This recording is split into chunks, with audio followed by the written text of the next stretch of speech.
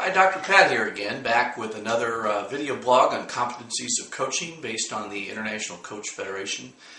Today we're going to talk about listening. It goes without saying, no pun intended, that listening is the key component of a coaching conversation, actually of any conversation other than just a chat. Coaching is a unique conversation that two people have together, with one being the designated coach and one being the client or coachee or person being listened to, whether it's formal or informal. And active listening is an interesting term. In fact, I prefer to call it focused listening, but active works. Active listening was actually created by Tom Gordon back in the days of parent effectiveness training, based on some of the earlier work with Carl Rogers. So effective listening as a helper has been around for a long time.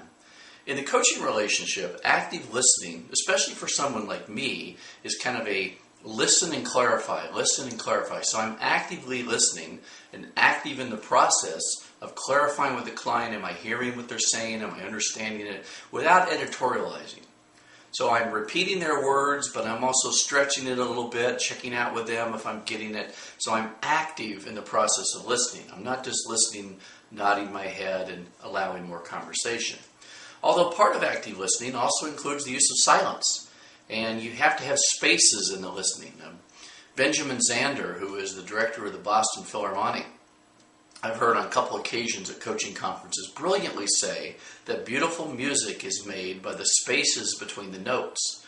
And I think beautiful coaching is created by the spaces between the words.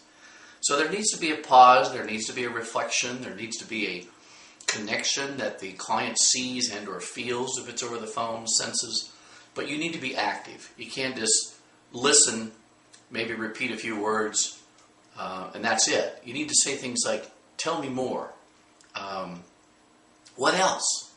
And that gets to other parts of coaching that we'll talk about next time. So when you do your coaching, keep in mind that it's an active listening process or focused listening. The focus is on the client, what they're saying, and what they're not saying.